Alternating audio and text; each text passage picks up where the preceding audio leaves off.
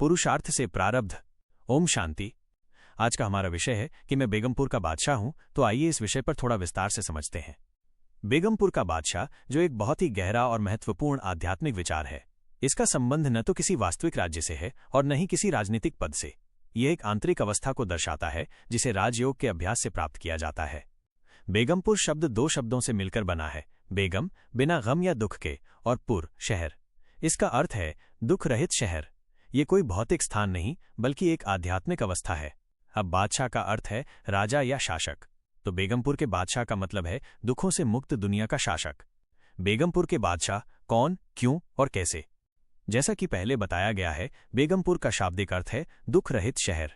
ये कोई भौगोलिक स्थान नहीं बल्कि हमारे मन की एक अवस्था है।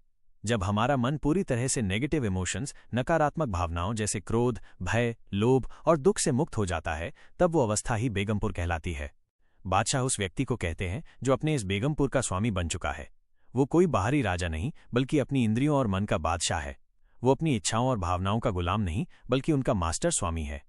ये अवस्था कोई मैजिकल जादुई तरीके से नहीं मिलती बल्कि एक सिस्टमैटिक, व्यवस्थित आध्यात्मिक अभ्यास यानी राजयोग से प्राप्त होती है। इस अभ्यास में 3 मुख्य पिलर्स, स्तंभ हैं। स्वस्थिति का ज्ञान, सेल्फ रियलाइजेशन। परम शक्ति से योग, कनेक्शन विद द डिवाइन।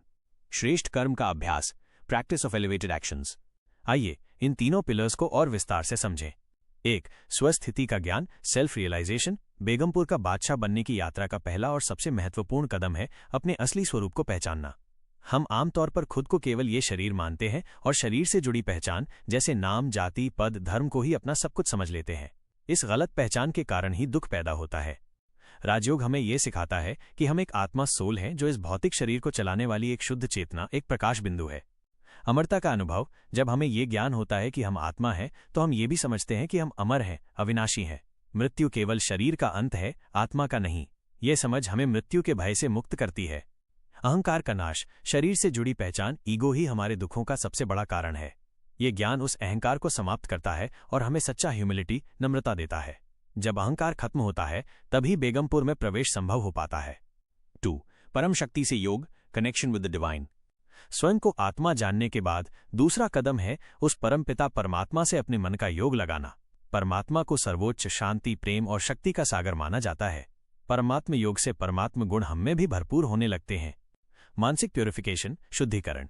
जब हम शांत मन से परमात्मा को याद करते हैं तो हमारे मन के नेगेटिव थॉट्स, नकारात्मक विचार धीरे धीरे समाप्त होने लगते हैं। परमात्मा की याद एक स्पिरिचुअल क्लेंजर, आध्यात्मिक क्लेंजर की तरह काम करती है। शक्तियों का रिचार्ज, पुनर्भरण। जैसे एक फोन को रिचार्ज करने की जरूरत होती है, वैसे ही आत्मा को भी आध्यात्मिक शक्ति की आवश्यकता होती है। ये शक्ति परमात्मा से योग के द्वारा मिलती है। यही शक्ति हमें डेली लाइफ, दैनिक जीवन की चुनौतियों का सामना करने के लिए तैयार करती है। परमात्मा से ये संबंध जितना गहरा और निरंतर होता है, उतना ही अधिक हम दुखों से मुक्त होते जाते हैं। ये याद ही बेगमपुर की फाउंडेशन नींव है।